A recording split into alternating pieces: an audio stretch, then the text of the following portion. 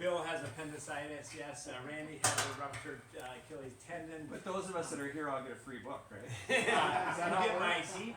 Well, I'll get to that in a moment because I was going to say, then I heard from, guy, I'm making dinner and my neighbor walks by and says, sorry, I got something at the high school with my son. So I just didn't think anyone would show up. So I really appreciate you being here. I was thinking either you're true friends, or you're really big baseball fans, or just not creative enough to come up with a good excuse. But at any rate, wherever you're here, I appreciate you coming. And I also, my wife especially, I got to give a special shout out to Maria, because as you may have heard, this is the last stop on my Minneapolis tour. And Maria's been at all 3 events, so she... so you're going to win the trivia today. Right, so I appreciate that. And my daughter Allison here from out of town, so appreciate her being with us tonight. I really appreciate, and Shruti, there's good seats up here in the front, where you can sit. Standing room only. However you're comfortable. I really appreciate Majors and Quinn hosting events like this, and I believe that independent booksellers are really an important asset and commodity in our community. And so I urge you, or I ask you, please, to help support them. Please buy a book tonight. It doesn't have to be mine. But if you look around, I mean, there are a ton of books here. There's got to be something for everyone here that you'd like and enjoy. So please support the bookstore. And it's nice how quickly you can get something off Amazon, but I think there's nothing that compares the experience of walking to a bookstore, seeing something you weren't expecting to see, like Matt Golden's Good Family that I just read, or Jordan, the guy who introduced me named Jordan. Do you notice this back at Robert Jordan? That's me, I wrote that. Funny. Also, the protagonist from here's just a little bonus trivia. Robert Jordan is the protagonist in what story? What novel? Hemingway's Spanish Civil War. For who? Look at that! Would you look at this? I live in Spain, though, right? Or was supposed to be España? I was forced to No, take a French. Falcon class in college. Yeah, but still, that's amazing. I love to hear that. So anyway, that's nice to hear too. Evening. Without further ado, let me get to what I wanted to do tonight. Is in addition to telling a few jokes like I just did, in case you missed it. And welcoming you and thanking Major and Quinn for hosting. I'll talk a little bit about my new book that just came out. I'll tell you a little bit about it, read a passage, and then leave time for questions. Along the way, you'll have a chance to win some prizes by answering trivia questions correctly. And probably we should do a group vote. Should Maria be disqualified? Does Mike get a prize for answering the Hemingway one? I think you should. Matter of fact, yes. Like Frog, Cracker Jacks. There you go. Nice shot, everybody. Good job. Thank you. How this book come about? I knew I wanted to write a baseball book, and I'd inherited my love of baseball from my father, who grew up here in Minneapolis watching the Millers before before the Twins came to town, and would tell me stories about Ted Williams, and we'd argue. I'd say no, Rod Carew's a better player or better hitter, and then today I'm willing to concede the argument because it was purely emotional on my part. Williams could hit with power too, so I'm willing to see that. But my dad he'd go get tickets as soon as the Twin schedule get announced. He'd go downtown to the ticket office there and buy tickets to all the doubleheaders. And so we'd go watch the Twins in that stadium and Bill Rosengren loved a good deal, so we get my baseball would be good for the dollar. But through that, I inherited my love of baseball. Sitting there listening to him tell stories, explaining the game. I learned the culture, I learned the history, I learned the values that he had. The trusted guys that are playing well, to root for players, not rule against them, to not yell mean things at the umpire. I think I get grounded for swearing. So I knew I wanted to write a book about baseball, and I ended up dedicating this one to him. I was looking for a watershed year, a year when things had happened in the game that made that year like no other, where things changed the game. And I found it, I think, in 1973, because several major events that year changed the game forever. George Steinbrenner bought the Yankees, brought the infusion of big money into the game. Hank Aaron was chasing Babe Ruth's iconic 714 mark. The American League announced the designated hitter rule, or introduced the designated hitter rule. Willie Mays was in his last World Series, and he passed the torch to Reggie Jackson, his first World Series. And so these things all seem to come about in one season and change the game in a way that I think marks an era of before 1973 and after 1973. Great thing about baseball is you can argue about that. Maybe 68 or 69 was a bigger year when they lowered the mound. Maybe this year it's a bigger year when they finally implemented some new rules to try speed game. Who knows? But anyway, my thesis is 73 was a year like no other that changed the game forever. This book was actually originally published as Hammer and Hank, George Almighty and the Say Hey Kid in 2008. It was a critical success, but a box office flop. Got nice reviews, but no one read it. And so I blame the title, which was the worst. I mean, you can't even remember it now, right? It was a bad title. But I also think it may not have gotten the publicity it needed. And so I convinced the publisher on the 50th anniversary of the 73 season, give it a new title, give it a new cover, and reissue it. And they did. So here you are with the greatest summer in baseball history. How the 73 season changed forever. And there too, I was on a podcast the other day and this guy was asking me about the title of greatest summer in baseball history, and kind of challenging me on that. And it's like, well, let's argue. That's what baseball fans do, right? So,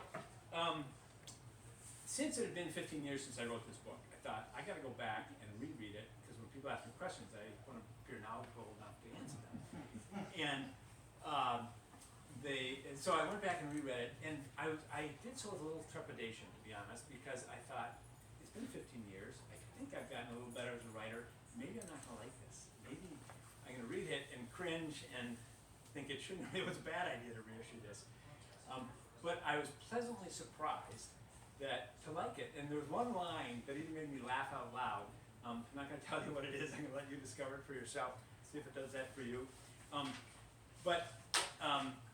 So I thought, okay, it holds up. I'm not embarrassed about it. So let me tell you, what was happening in 1973 in the United States? Well, Richard Nixon got inaugurated for a second term beginning that year. Watergate dogged him all year. He was, the Watergate hearings were televised and captivated the nation's attention. The World Trade Center opened. The Sears Tower became the tallest building in the world. Skylab launched. The first mobile phone call was made in 1973, believe it or not. The ATM was introduced. People were eating Jell-O salads, deviled eggs, and hamburger helper. Thank God our dads didn't That's know. what I had for dinner tonight. Double box of Cracker Jack. Upgraded diet. People were listening to Tie Yellow Ribbon, Bad Bad Leroy Brown, and Crocodile Rock. On TV, they were watching All in the Family, The Odd Couple, Price is Right. The Saturday night doubleheader at the Rosengren household was Mary Tyler Moore, followed by Bob Newhart. At the movie theaters, they were seeing The Exorcist, Deliverance, Live and Let Die, and American Graffiti. So this was kind of what was going on in pop culture.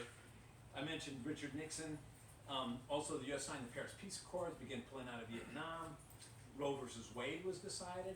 ERA was being considered for ratification by the states. Marlon Brando refused his Oscar for The Godfather because he wanted to be in solidarity with the American Indian movement, which had taken over Wounded Knee.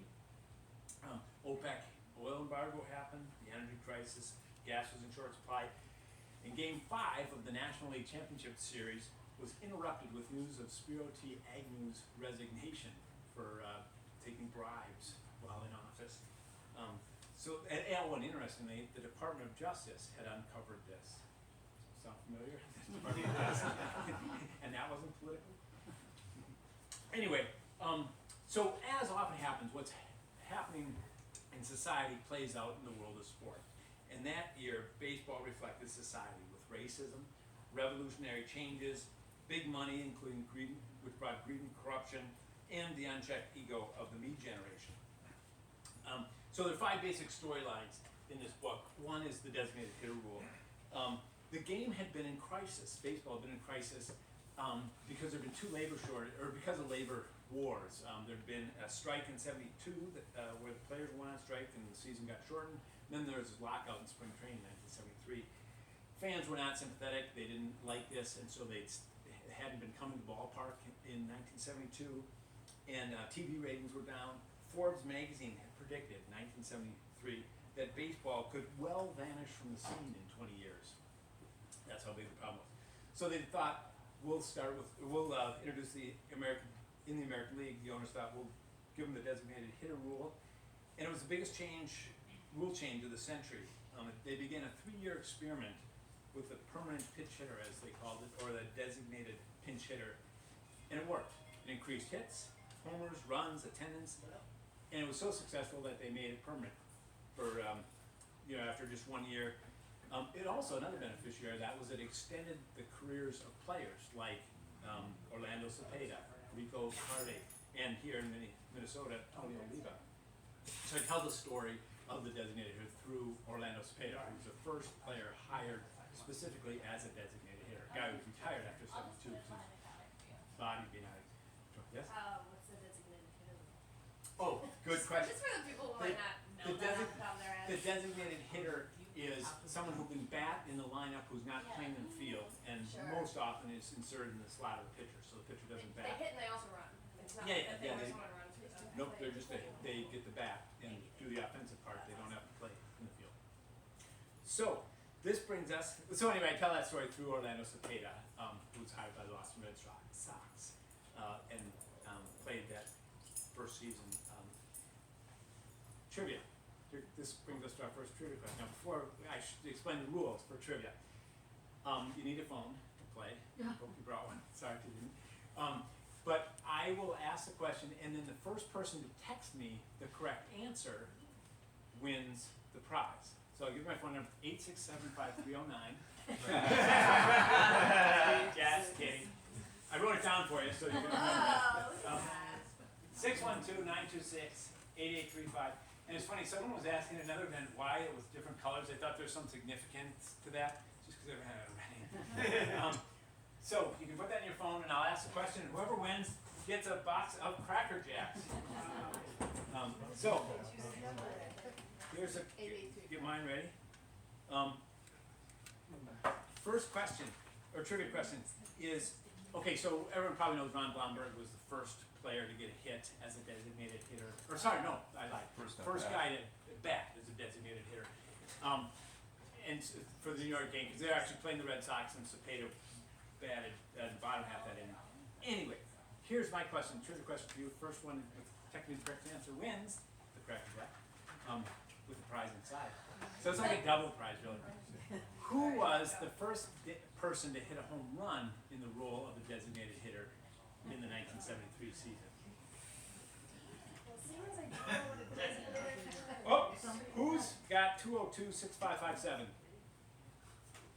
Correct answer, Tony Oliva. Playing the Minnesota Twins, our guy, who they were playing the Oakland A's that day, and Oliva hit a home run his first at bat that year. So certainly Calvin Griffiths was thinking it was a good idea. I don't like the texting thing because I'm technologically challenged. I would like to just yell out my answer and I might have beat him. I was like typing Tony. I Could have agreed on Tony O. T.O. Might be that hamburger helps. So I know it. yes, And the Deviled eggs. The deviled eat eggs some stuff. brain food. So another storyline in the book is how George Steinbrenner bought the Yankees. And the Yankees had fallen on hard times by 1973. They hadn't won a pennant in a decade. And Steinbrenner came along and bought them for the bargain basement price from CBS of $10 million. CBS had paid $13.2 for the team in 1964, sold them for $10 million. Now they're worth some like $70 million or billion or something. They're like, I wish I'd gotten in on that investment. Anyway, Steinbrenner, the team had also been losing money, and Steinbrenner made this promise to restore them to their glory. And he invested heavily in that. He gave them the highest payroll in their team's history that year. And 2 years later, 1975, signed Catfish Hunter to a $3.2 million contract plus a $1 million signing bonus, which made him the first big money free agent and ushered in that whole era of free agency. I mean, now that seems kind of quaint, right? $3.2 million. Guy makes that in like 3 appearances these days. But back then, that was big money. The highest paid player in the game at the time was Dick Allen, making $225,000 a year. So it kind of puts things in perspective, right? Anyway, Steinbrenner also said famously he'd stick to building ships. But during spring training, he gave the manager a list of players that needed haircuts. And then by the end of the year, he had meddled so heavily in the team that the manager quit, the general manager quit, and a fellow owner had quit. Like his major partner had all quit because they just couldn't stand doing business with George. But as I was rereading this, and of course I wrote this back in 2008, so before this last presidency we had, but I was struck by the similarity between Steinbrenner and a certain politician. He was a narcissist driven by an insatiable need for attention and his father's approval. He was a consummate liar, and he was corrupt. I mean, Steinbrenner faced 14 felony counts for illegal political campaign practices at the time. So anyway, maybe you'll see some similarities too, but it struck me just how alike those two were.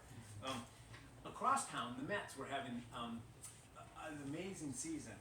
It was the year of it ain't over till it's over, which Yogi Berra said at the end of, it was kind of the end of the summer. They were in last place at the end of August. By September, they had won the division. By the end of September. So it was an amazing turnaround. It was the year of You Gotta Believe, Tug McGraw's rallying cry for the team. So they went from last place to first place, and then took the A's to 7 games in the World Series. So time for another trivia question. Another box of Cracker Jack on the line, up for grabs. Remember the number. Here's the question. Who was the Mets pitching ace that year who went on to win the National League Cy Young Award, even though he didn't win 20 games? No. Wait, sorry. So fast. Oh, Jesus. Dan Mann. Got a, sorry. Whoops. Oh, Oh my gosh. Do this. Okay, who's 6'5", 248, 4096? All right, congratulations, Tom Seaver. Right? Tsunami wasn't right? No. Out of the race. But yeah, it seems like a lot of you. Yeah, Tom Seaver becomes from now on. All right, so, and in the American League, just for extra credit, Jim Palmer won the Cy Young Award that year. And then he started modeling underwear. Okay, that's right. He did. In 19, you don't remember? I would think that'd be imprinted on your young memory. No? Anyway, across in the American League, the story of the year really was the Oakland A's. They're this ragtag bunch of ruffians that could play ball. Players like Catfish Hunter, Raleigh Fingers, Reggie Jackson, just these big personalities. And they're at the peak of their dynasty. I mean, 72, 73, 74, three-peat as world champions. But they bickered and fought among themselves. I mean, there were fist fights in the clubhouse and arguments in the dugout. But they were united in a common enmity toward the owner, Charlie Finley. He was notoriously cheap. And the players resented him for the way he bullied them with his checkbook. He was a competitive, he had an eye for talent. You know, he put together this team. And but he was a competitive, self-made man, desperate to make a buck. Our Calvin Griffith here in Minnesota called him, not with affection, the P.T. Barnum of baseball. A guy who wanted to use orange baseballs, who dressed his players in gaudy green uniforms, and offered Vita Blue $2,000 to change his first name to True.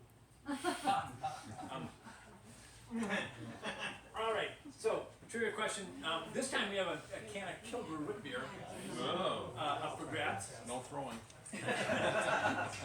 Here's the question, and again, first one with the correct answer wins. What animal was the team's mascot? It was Charlie Finley's pet. And what animal? Whoa. I guess. How? Did you do it? Was that you? Wait, who? Sick, we got a winner. Oh, but You can't win points, right?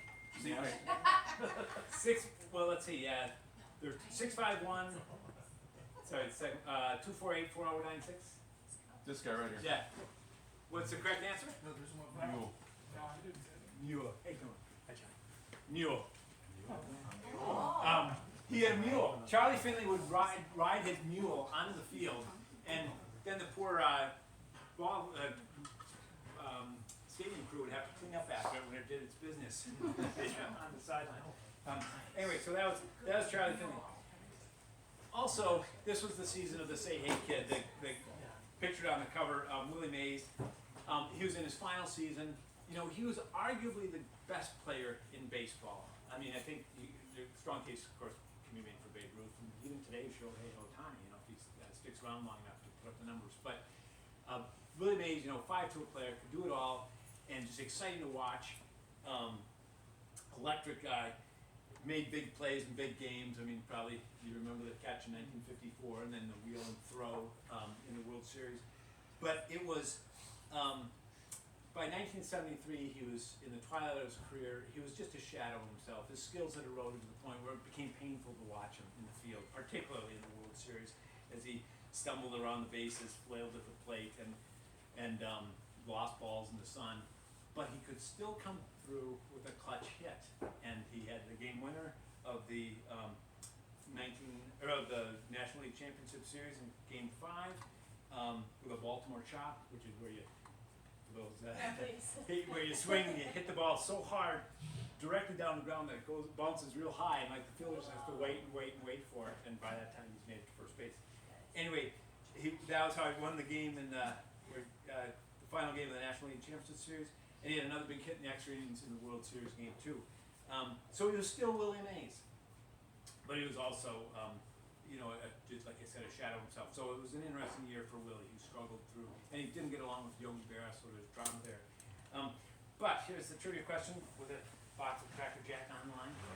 Who, as a 20-year-old, Willie Mays played 35 games and was batting .477 at the AAA level for what team? And please, I need the city and the mascot. City and the mascot. City and mascot, just city and team name, right? And team name, you don't need mascot. Who's got? You don't Well, need- team name. Sorry. Who? Sorry. I gotta get back. 3965521. Pete, right? Congratulations. What's the team? Minneapolis Motor. Exactly, the Minneapolis Millers. See, they played down at the old Nicollet. Down the street? Yeah, on Lake Street and Nicollet, and but he had just had a brief career. I mean, he only lasted about a month and a half, and then they called him up and he never went back. But my dad would say how he got to see Ted Williams play here and others when they were owned by the Red Sox, of course. So that was his little stint or connection to Minneapolis. And congratulations, though, the rest of you who got it. I see quite a few. Miller's Mold. Spell check. I knew you knew the answer. So, Reggie Jackson was the opposite of Willie Mays. He was a chest-thumping loudmouth with the talent to back up his hype. His ego epitomized the me generation of the 1970s. And he became the prototype, I believe, of the modern superstar. You know, guy, it used to be a guy who'd hit a home run and kind of bow his head and trot around the bases, and that was it. Willie Mays was the kind of guy, Reggie Jackson was the kind of guy who'd tell you he was going to hit a home run, he'd hit a home run, and then he'd say, hey, look at me, I just hit a home run. And that, I think, became, what we are so familiar with today in so many players, but at the time it was unusual. And he kind of paved the way. His teammate, Darryl Knowles, said of Jackson, there isn't enough mustard in the whole world to cover that hot dog. Which is a good line. That's a good one. Was that affectionate or? No. So here's let's give away another can of Kilbrew root beer because he was a home run hitter too. Again, text the right answer to here. Reggie Jackson was the MVP in his first World Series, 1973, but he didn't earn the nickname Mr. October until 1977 for doing what? What was it that he did in 1977 to make him? Okay, we'll go with 3-9. Oh, darn it. It's so funny because I'm starting to read one and the answers come in like, I lose it. But yeah, he hit 3 home runs in a game, 3965521. No, okay, you are, how about, oh, darn it. 3455. 503-8271. Who Who's 651-503-8271? Yeah. Oh, Goose. Here you go. Whoa, whoa. Hey. hands back here. No, no, no, I sir. could have handled it. Don't open it yet. I was gonna say, you know, once you watch us play hockey, it's kind of like, I like the Reggie. You like the Reggie Jackson. I had dinner next to him one time at the Little Apple in St. Paul, this little restaurant. I sat this close to him and never said a word to him. He was with probably not his wife. Oh. Pawing on her a little bit, and I was right next to him and didn't ask for his autograph. I was too chicken to. I didn't want to be one of those people. But it was a cool night. I imagine watching that. I can remember. Wasn't that on Grand Avenue? Yep. Yeah. Yeah. St. Paul. Did you have your cell phone with you so you get a picture? Yeah. No? Sadly, no. So, yeah, Jackson hit, as you probably remember, 1977, the World Series. He's with the Yankees by that point. 3 home runs, 3 pitches against 3 different pitchers. I mean, that's a pretty extraordinary thing. And that was the beginning of this October. And speaking of home runs, another storyline in this book is Hank Aaron. He began the season 41 homers shy of Babe Ruth's 714 mark. And by the time he reached 700 in July, Newsweek called Aaron the most conspicuous figure in American sports. He riveted the attention of the nation, sports fans or not. And the New York Times ran a tally on the front page with his home run total, keeping track of how close he was getting. NBC interrupted its broadcast of regular programming in September to show highlights of each home run he hit and update their viewers. But at the same time, he faced resistance from racists who didn't want to see a black man better a white hero. He got taunts and epithets from fans, including Atlanta, where he was playing his home team. And he had an outpouring of hate mail, death threats to him and his children. There was incredible pressure that he faced, but he bore it with a grace and dignity that I believe made him a hero for all time. I'm going to read a passage about that. And then I'll take some time to answer questions. So this is, oh, and then back up, Dinah Shore. Do you remember Dinah Shore? Of course. Okay. She had a TV show, was an actor, or sorry, an actress, and so she was famous back in 1973. So Hank Aaron received more mail than anybody else in the country except President Nixon. Thousands of letters and postcards poured into the Braves' office for him weekly. Some 930,000 pieces of mail in 1973. Dinah Shore, who had the next heaviest postal load, received 60,000 pieces of mail. Aaron was the only player in Major League Baseball with a secretary hired to help sort his mail. Many of the letters early in the season were positive. Aaron tried to respond to each of those with an autographed photo. But some of the letters, maybe 1 in 9, were negative, nasty. The letter writers called him Jigaboo, Jungle Bunny, Super Spook, Coon, Scum. Go back to Coon's Land, they said, and go back to the jungles. And everybody loved Babe Ruth. You will be the most hated man in this country if you break his career home run record. At first, Aaron tried to pass off the letters as ignorance, but that became impossible as they piled up. Their vituperative remarks were too pointed, too vehement. They were also too many. This wasn't a solitary drunk redneck shouting insults from the stands. The hate mail averaged almost 275 letters a day for every day of 1973. The mail came not only from former slave states, but from all over the United States, as if the Archie Bunkers of the nation had united to embark on a letter-writing campaign. The volume of their hatred overwhelmed Aaron. And for every hate missive he received, he wondered how many people who hadn't written felt like the bigots did, secretly, inside, perhaps too timid or socially polished to openly admit their prejudice, but privately rooting against it. White America saw Babe Ruth as one of their own. The Babe and his 714 were part of the culture, already endangered by the times. Many of them didn't want a black man upsetting the balance of tradition.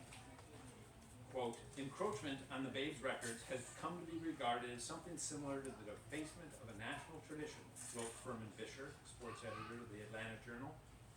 Continuing his quote, in Henry's case, it became exceedingly undesirable in some seats of prejudice because here was a black man messing around with a white man's record that was considered off limits. Skip ahead a little bit. Aaron could not stomach the status quo, not for himself, not for his people. All I wanted to be treated like a human being, he said. That's all I ask. That and to be part of the ball club. Just let me do my job. Weren't all Americans entitled to that under the Constitution? The right to be treated like a human being and do their job? Yet some Americans threatened Aaron's life if he continued doing his job. He had no intention of backing down. I'm not going to stop because of this, he said. Put it this way. The more they push me, the more I want the record. So, I'll fast forward to the end of the season, the final game, and we'll just note that Aaron has been ignored in Atlanta, where his team wasn't having a great season, to be fair, but it seemed like fans were staying away almost intentionally to spite him, and he took that personally. Also, the commissioner of baseball, Boyd Quinn, had not shown up for his 700th home run, nor had he been at the game. I think it was 2000 hit, and so he felt slighted by him. So here they are, final game of the season, September 30th, a Sunday afternoon with this Atlanta Stadium packed, and he's sitting at 713. Needs, one to tie, two to break Ruth's record. Aaron singled his first at bat and singled again in his second. That put his average at an even 300 for the season. His third at bat, he singled again. Rain had fallen off and on during the afternoon. The skies thundered. The umpire wiped home plate with a rag, but he would not consider calling the game, now with history on the line and so many fans there to witness it. In the bottom of the eighth inning, Aaron came to the plate for his fourth and final at-bat of the season, still one home run shy of the base. Hammer Hank faced Don Wilson.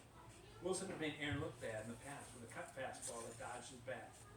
The 40,517 fans at Atlanta Stadium watched the drama unfold with tense excitement. Wilson came inside with a fastball. Aaron popped a blooper to the second baseman. It was a week out, hardly the stuff expected to explode off the future home run king's bat. The out provided a feeble climax to the season. Aaron had not been nervous, but he felt disappointed to have the season's pursuit end this way. He felt he had let down the fans. There he was, stalled at 7:13. That's how the season would end, how he would have to endure the long, cold winter, knowing he had come so close, so tantalizingly close, just one away. Close enough to be tormented by the thought that if the one he hit in the exhibition earlier that season in Milwaukee had counted, or if the umpire hadn't taken that one away in St. Louis back in 1965, or if he would have played another game or two during the season, or if rain hadn't canceled the game Thursday night, he could have reached 7:14 instead of hanging one short of Ruth all winter. The clouds spit rain when Aaron jogged out to his position for the top of the ninth inning. The fans in left field stood and welcomed him with their applause. The fans behind third base stood and joined them with their cheers. The fans behind home plate, right field, and throughout the upper decks rose and clapped. The entire body of 40,517 showered him with a heartfelt, resounding ovation. Their gesture caught Aaron off guard. He thought he had disappointed them with his squib pop-up. At first, he didn't know what to do. He posed with his hands on his knees and stared toward the plate, waiting for the inning to begin. The rain beaded on the brim of his cap. The cheers continued, swelling to a crescendo. Slowly, the cheers sank in. He rose up, smiled, and waved back. He took off his wet hat and held it up like a torch, a beacon of hope to the people now applauding him. He turned a full circle, smiling at the fans in every section. The applause persisted, minute after minute, going on 5 minutes. They cheered and cheered for Hank Aaron. The ovation gave his opponents goosebumps.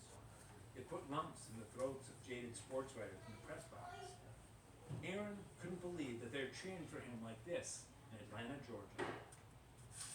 The spontaneous applause cascading down upon him didn't take away the hate mail, the death threats, the shouted insults. It didn't erase the commissioner's slights. He still had to wait out the winter at 7:13. But for the moment, it felt good. This reward was his. For that moment, with 40,000 plus on their feet cheering him, Hank Aaron, a black man in the deep south, he felt the respect he was due. On that singular and soggy Sunday afternoon, Atlanta's love swelled within him. So So there you are, a little bit of snapshot into the book and the greatest summer of '73. Thanks for indulging me that.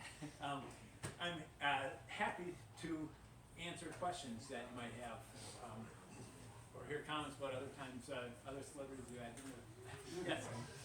I guess a two-parter. Number one, you mentioned why you chose 73.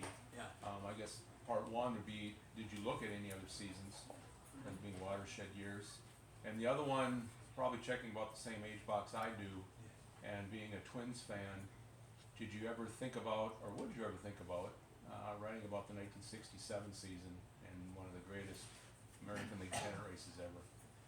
I haven't thought about '67 that much, honestly, because it's funny, I turned 9 in '73, so baseball was in the sweet spot for me as a kid where I was old enough to understand a box score, but I hadn't yet discovered dating. And so for me, that's a golden age of sports, and I think it probably is for most of us, where we're old enough to understand things, but innocent enough to not have the game tarnished by kind of what's going on behind the scenes. And so I was particularly attracted to '73 for that reason. '67, I was a little too young, just 3 years old, so I haven't looked at. I did '75. I did consider, because that's perhaps maybe the greatest World Series ever with the Red Sox and the Reds. Second greatest. What's that? Second greatest. What's first? 91. Fair. Spoken as a true Twins fan, right? And there are two teams from last place. By the way, very good book on the 1991 season, on the Twins during the World Championship Series by Tim Wendell, a friend of mine, which I recommend. Yeah, you could probably find somewhere in here. But anyway, I didn't. I read a book on the '75 season. I read a book on the '66 season. I read David Halberstam's book on. I can never remember if it was 48 or 49. But what was it? Anyway, 49. Okay. So is it right here? No, Cracker Jacks. Oh.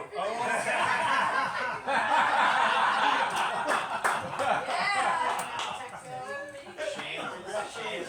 Yeah. You can fact check that. I play golf with her, so one of You you. said it with such I confidence. mean, I was ready for that. When did that record pass? When did Hank Aaron? But you didn't ask that question.